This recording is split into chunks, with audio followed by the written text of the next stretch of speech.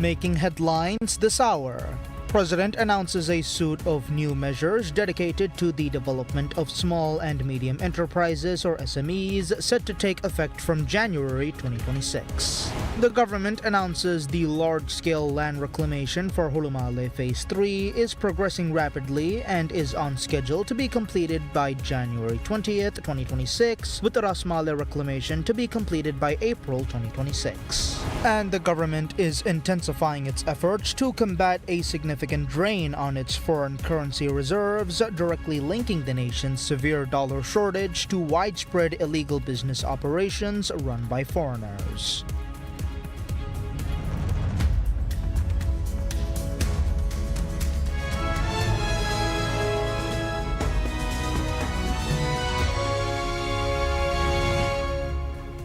Bismillahirrahmanirrahim. Assalamu alaikum and welcome to PSM News in English with me, Abdullah Ahil. And now the news in detail. President Dr. Mohammad Muiz announces a suite of new measures dedicated to the development of small and medium enterprises or SMEs set to take effect from January 2026. The announcement was made via a social media post detailing the outcomes of recent high-level government discussions. The government's intensified focus on SMEs follows a pivotal meeting on the 17th of December where the president convened with a large number of local business owners. The forum provided a platform for entrepreneurs to voice the administrative and developmental challenges hindering their growth. In direct response to these concerns, this week's cabinet meeting resulted in several key decisions. President Muiz declared that the next 2 years will be dedicated to implementing special measures to promote the sector shaped by the issues raised by the business community. While full details are to be released by relevant agencies, the president confirmed the January implementation timeline. Demonstrating a commitment to immediate action, the government has already enacted changes to ease import logistics. Upon recommendation from the meeting, the demurrage period for imported goods has been extended from 80 to 124 hours, and 24-hour customs clearance has been arranged, a reform already implemented by the Maldives Customs Service. This initiative builds on existing governmental efforts to empower SMEs, including the introduction of the Trademark Act and the Intellectual Property Protection Act. Additionally, a partnership with the global e-commerce platform Alibaba, facilitated through Authentic Maldives, has already granted 400 local businesses access to international markets. The government also highlighted the success of this year's record-breaking National Productivity Exhibition, underscoring its strategy to forge both domestic and foreign market opportunities for Maldivian entrepreneurs. President Dr. Mohammad Muiz officially renames the Aviation Security Command, a division under the Ministry of Defense, as the Aviation and Port Security Command. The change was formalized on Sunday through Directive number 20/2025. The move aims to consolidate oversight of all ports under a single government agency and strengthen security systems for port facilities and international seaports in line with established port security guidelines. Government correspondence relating to the newly named command will continue to use the existing reference number 453 previously assigned to the Aviation Security Command. The government announces the large-scale land reclamation for Hulumale Phase 3 is progressing rapidly and is on schedule to be completed by the 20th of January 2026, with Rasmale reclamation to be completed by April 2026.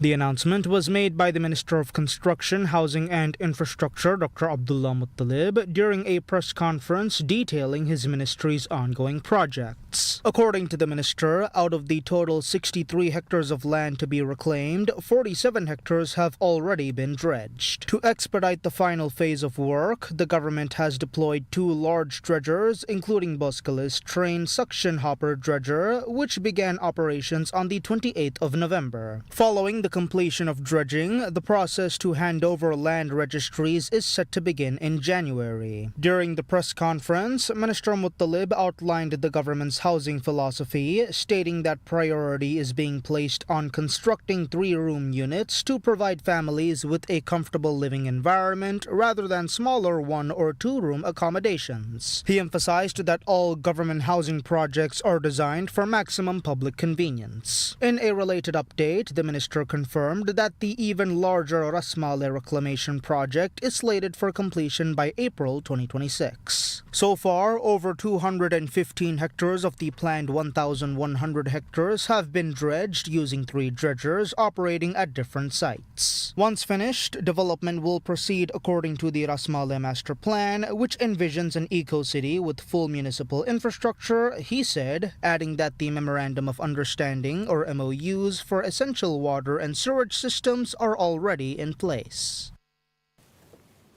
The Minister of Construction, Housing and Infrastructure, Dr. Abdullah Muttalib, provides a positive update on the Gadaroveria social housing scheme, confirming that 399 recipients have already received the keys to their new apartments. With 3,879 agreements signed, he pledged that all remaining keys will be handed over before the end of January 2026. He acknowledged previous delays, attributing them to necessary water and electrical works not included in the original contracts, but highlighted that project completion jumped from 33% to 68% within the current government's 2-year term. Additionally, Minister Muttalib detailed revised, more affordable payment terms for the flats.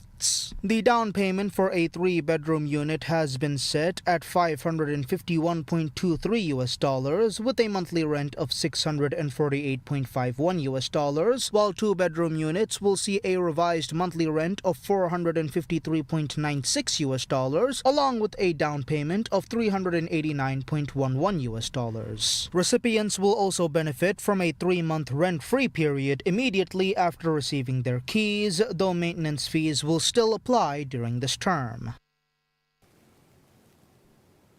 The government is intensifying its efforts to combat the significant drain on its foreign currency reserves, directly linking the nation's severe dollar shortage to widespread illegal business operations run by foreigners.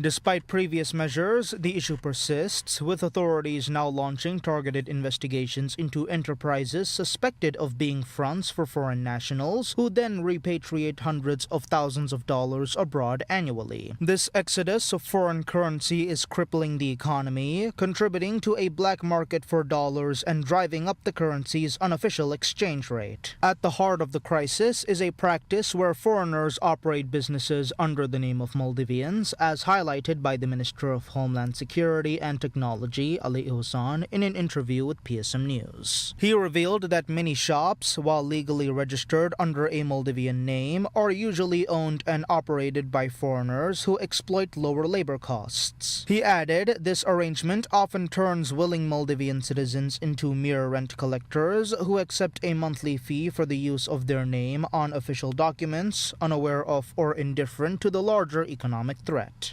Minister Ihsan confirmed that enforcement agencies have initiated special operations to monitor these businesses as foreign associates and the financial transactions. The government has vowed to take strict action, including criminal prosecution for offenses related to money laundering and illegal immigration. The public is urged to cease all involvement in such schemes and to report any known instances to the authorities, emphasizing that collective civic responsibility is crucial to resolving the dollar crisis that affects all citizens. The Urban Primary Healthcare Center in Mafando Ward in Male City launches comprehensive child health services as part of the government's initiative to bring essential healthcare closer to urban communities. Since its inauguration on the 19th of November last year, the first of its kind in the city, the center has been enhancing access to vital medical programs. Key child health services now include growth monitoring, vaccinations, vitamin A supplementation, and deworming. Vitamin A and deworming services are available Tuesday through Thursday from 8:30 a.m. to 3:30 p.m. While growth monitoring is offered every Saturday from 10 a.m. to 2 p.m., vaccination services are scheduled on Mondays and Thursdays from 8:30 a.m. to 12 p.m. and on Tuesdays and Wednesdays during the same hours as vitamin supplementation. The center also provides infant and young child feeding counseling to support healthy development. Additionally, travel vaccinations are now available by appointment. Alongside general practitioner visits and specialist consultations, the center serves as a hub for national disease prevention and public health promotion programs, marking a significant advancement in accessible community-based healthcare.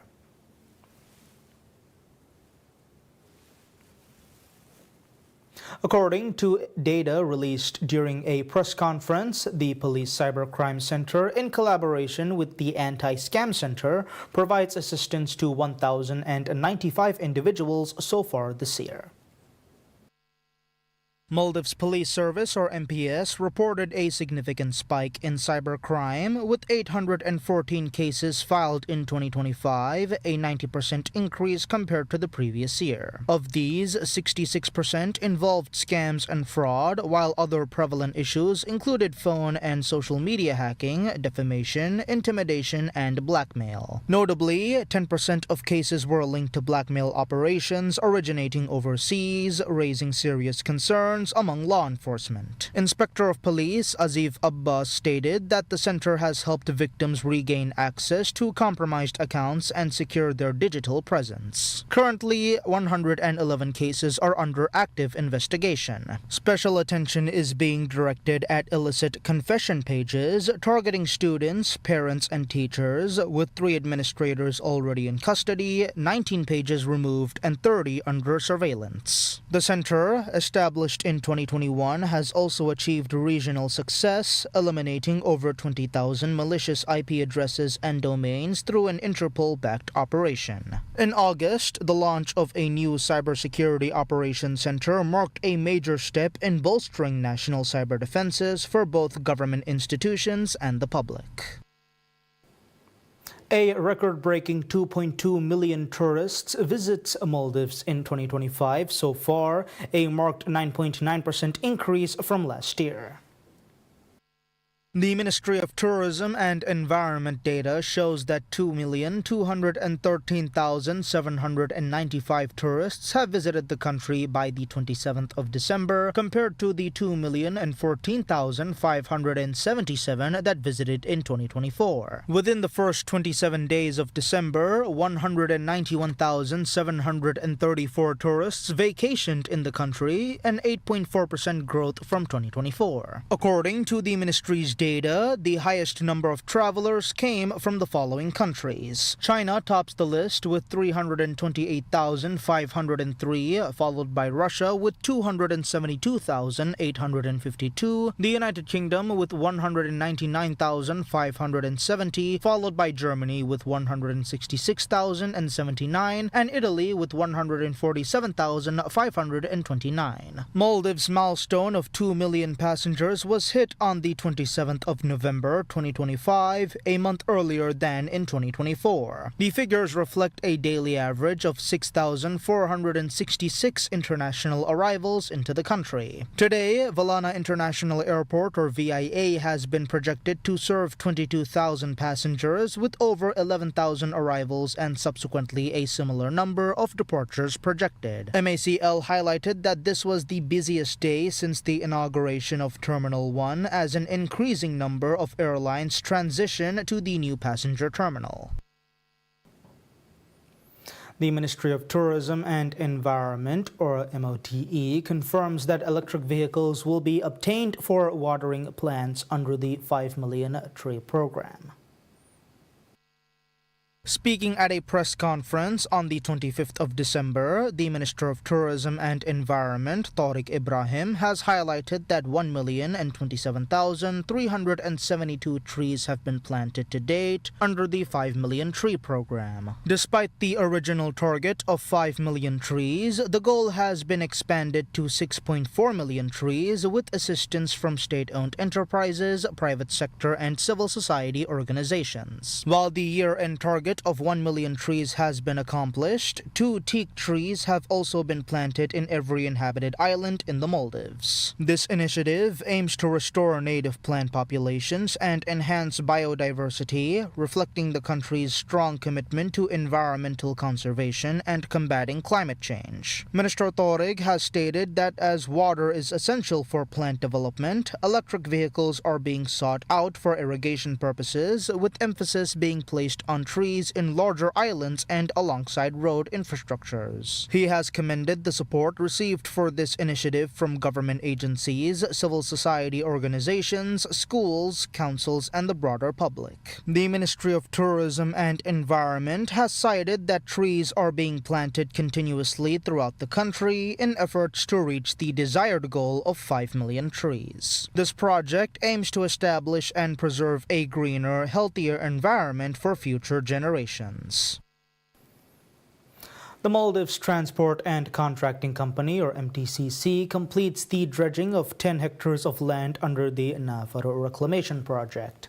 The project's practical works were officially launched by President Dr. Mohamed Muiz on the 28th of October this year during a visit to Nafaro as part of an atoll tour.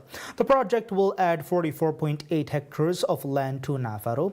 The scope includes construction of 1,813 meters of rock boulder revetments, 283 meters of breakwater, 520 meters of low crested breakwater, and 180 meters of groin. The primary aim of the project is to ease shortage of land on the existing land. In their latest update, MTCC said 29% of the project has now reached completion, with the first shipment of gravel already delivered to the site.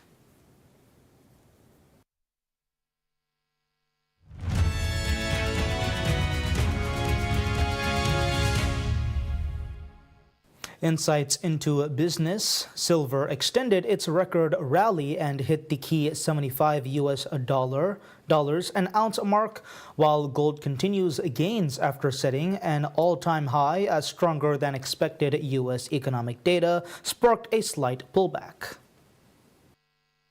Spot silver 0.0% at $79.25 per ounce after touching a record high of $70.66 earlier. Prices are up over 123% year to date. The US dollar trimmed its losses after data showed the world's largest economy grew faster than expected in the third quarter. A firmer dollar makes dollar-priced metals less attractive to overseas buyers. Spot gold edged up 0.3% to $4,531.16 per ounce, surpassing previous all-time high, off hitting a record $4,497.55. Prices paired gains after the data. Bullion has surged about 70% this year, driven by geopolitical tensions, U.S. rate cuts, strong central bank buying, and robust investment demand. U.S. gold futures for February gained 0.3% to $4,480.20. In the latest flare-up in geopolitical tensions, U.S. President Donald Trump previously ordered a blockade of all sanctioned oil tankers entering and leaving Venezuela and said he was not ruling out the possibility of war with the country. The Trump administration also said it will impose tariffs on Chinese semiconductor imports starting in June 2027. Spot platinum jumped 3.9% to $2,202.30, its highest in over 17 years. Palladium rose 2.8% to a 3-year high of $1,808.25, tracking strength in gold and silver.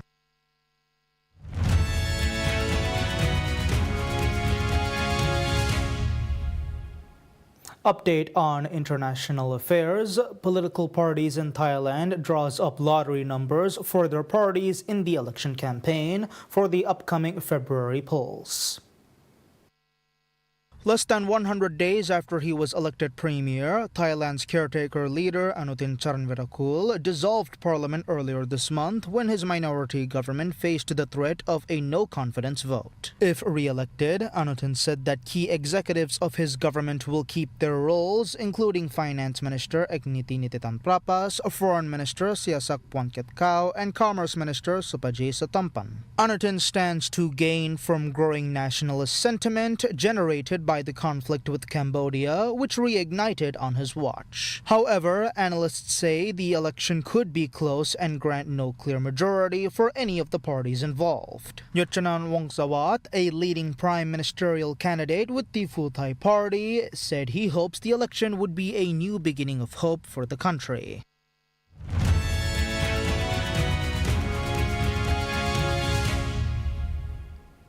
Looking at sports, Cristiano Ronaldo nets a brace as Al Nassr maintained their 100% start in the Saudi Pro League with a 10th straight win to ease past Al Ukhdud 3-0 in Riyadh. Ronaldo found the back of the net twice in the first half to notch up his 955th and 956th career goals and almost had his third on the night after the break, but it was ruled out following a VAR check for offside. His Portuguese teammate João Felix scored the hosts' third deep in stoppage time to wrap up the victory. Al Nassr sit top of the league on 30 points from their opening 10 games, 4 clear of Al Hilal. Cristiano Ronaldo has been in fiery form this season, astounding critics with his age-defying performances.